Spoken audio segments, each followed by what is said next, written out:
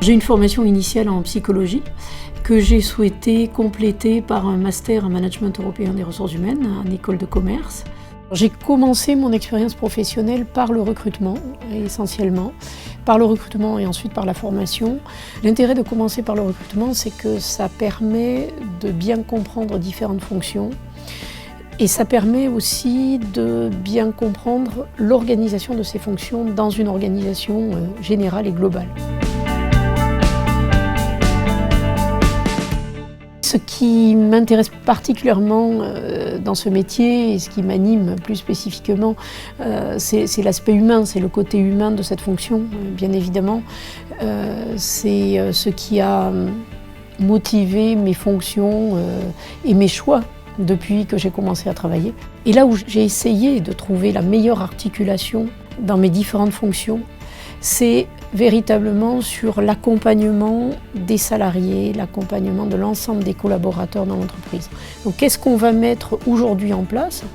Quel va être le meilleur accompagnement aujourd'hui pour les aider à se projeter et pour faire en sorte qu'ils soient sur le bon poste chez nous encore dans 2 ans, dans 5 ans et qu'ils trouvent là effectivement le développement de carrière qui leur convient et qui convient à l'entreprise. Il faut que ça soit gagnant-gagnant de toute façon.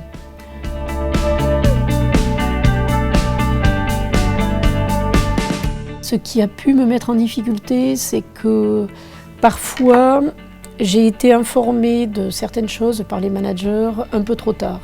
C'est-à-dire que la difficulté, là, elle réside dans le fait que les managers ne pensent pas forcément à intégrer les ressources humaines plus en amont dans leurs décisions. Si je pense à d'autres difficultés qui sont de nature complètement différente, c'est peut-être le fait, et certainement le fait, d'avoir eu à mettre en place, à mettre en œuvre des décisions qui étaient prises par des actionnaires ou qui étaient prises par des dirigeants, décisions qui n'étaient pas forcément ou parfois pas du tout en cohérence avec mon éthique personnelle et mes valeurs. Ça, c'est très compliqué.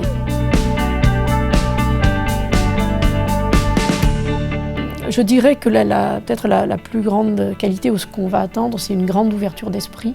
Pour moi, la grande ouverture d'esprit, elle va avec un vrai sens de l'écoute. Si on est en ressources humaines, il faut être à l'écoute. Il faut être à l'écoute constamment et il faut se mettre dans des situations d'écoute. Et être dans des situations d'écoute, ça veut dire être sur le terrain. Donc être sur le terrain avec les vendeurs, être sur le terrain dans l'entreprise dans laquelle je suis, effectivement dans certains magasins, être sur le terrain en production, parce que là on entend des choses. Voilà, donc on entend des choses qui vont nous permettre de bien faire notre travail et qu'on ne nous dirait pas forcément spontanément. Alors c'est un conseil qui peut sembler insolite, mais ou tellement évident, je ne sais pas.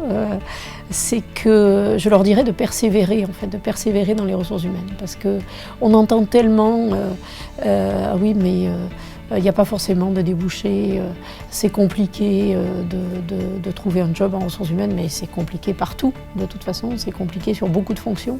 L'autre conseil que j'ai envie de leur donner, mais aussi parce que ça fait partie de mon parcours, c'est qu'il faut savoir aller chercher des approches différentes des ressources humaines. Donc il faut savoir aller chercher des approches aux États-Unis, en Angleterre, en Europe, peu importe, là où ils veulent aller.